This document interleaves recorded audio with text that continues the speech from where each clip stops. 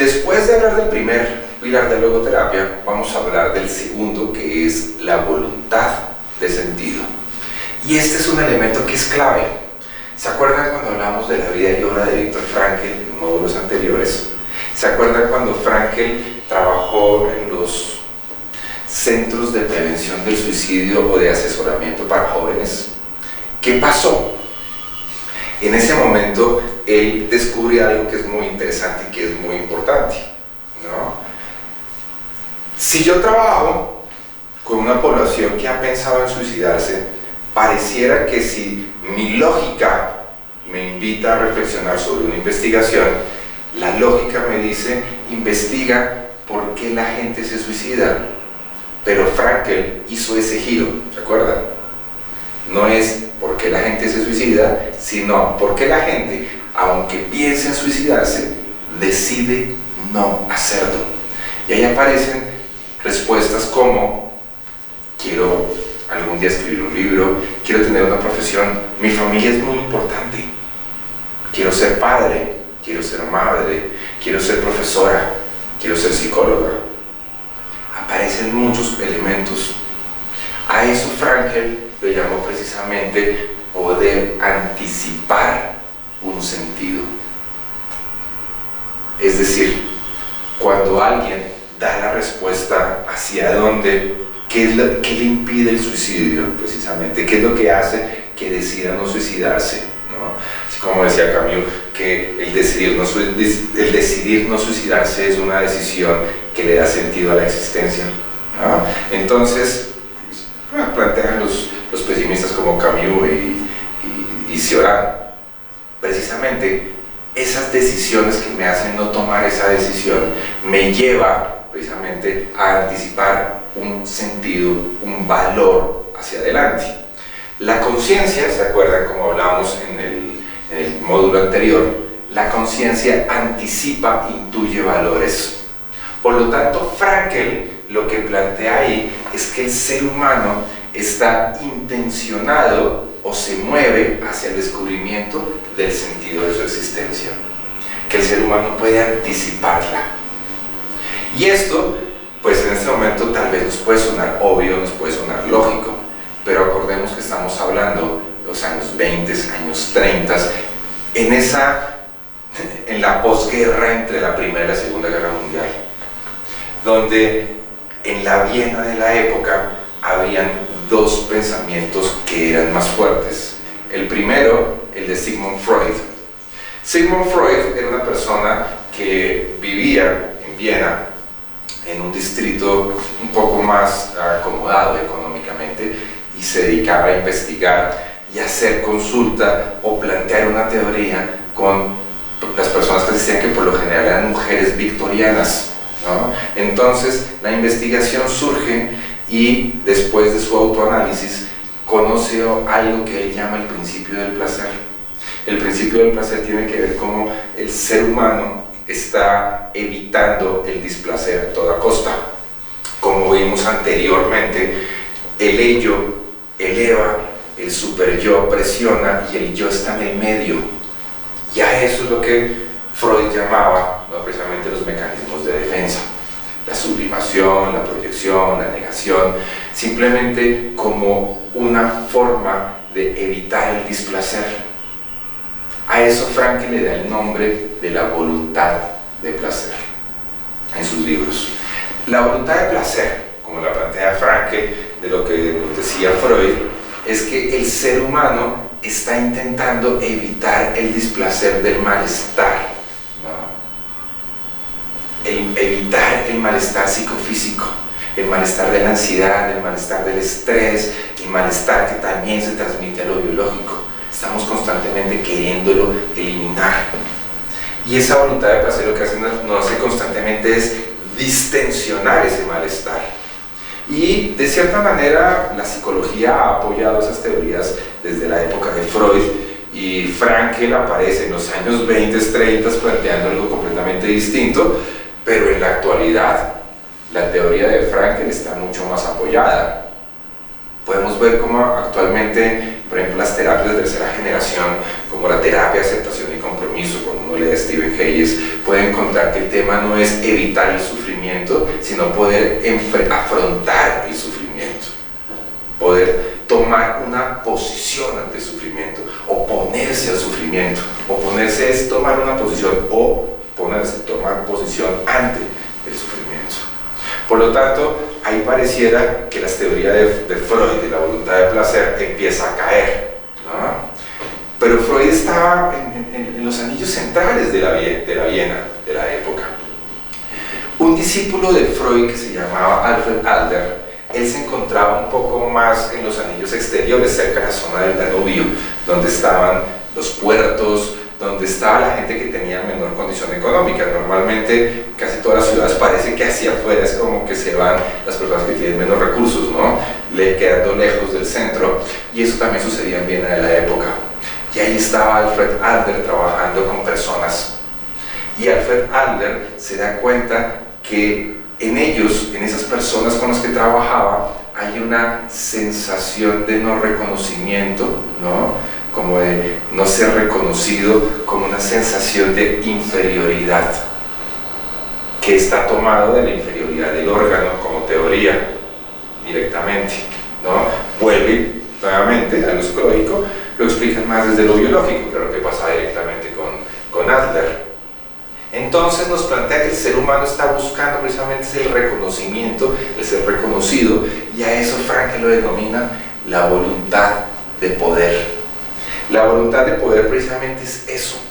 Hay que tener en cuenta un elemento que es importante ahí, y es que cuando hablamos de voluntad de poder en Frankl, pareciera que estamos haciendo referencia también a la voluntad de poder de Friedrich Nietzsche, que él tiene un libro que se publica que se llama La voluntad de poder. Nietzsche habla mucho de la voluntad de poder, pero no, son conceptos completamente diferentes, no los confundamos. La voluntad de poder tampoco fue el nombre que le da directamente Adler, es un nombre que le da directamente Frankl, y es que el ser humano está buscando el reconocimiento, el poder, ¿no? Eso le genera cierto poder. Pero, ¿en qué se parece la voluntad de poder a la de placer precisamente entre estos dos pensadores, entre Freud y Adler?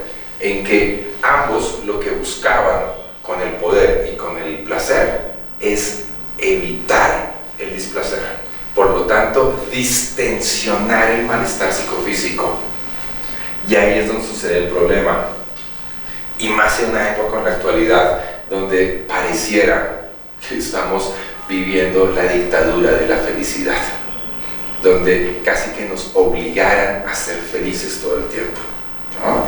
Frankl, en alguno de sus libros, en ese momento no me acuerdo en cuál, planteaba que a él le llamó mucho la atención cuando fue a Estados Unidos por primera vez, que casi que era obligado a ser feliz, casi como que fuera un decreto ser feliz. Voy a decretar ser feliz, como si ser feliz, si la felicidad fuera casi como cuando te toman una foto. Cuando a ti te van a tomar una foto, digamos, hay diferentes temas, la gente te dice cheese o te dice whisky, ¿no? Y todos sonreímos, pero es una sonrisa para la foto. Frankl dice que pareciera que en Estados Unidos nos exigieran esa felicidad de la misma manera.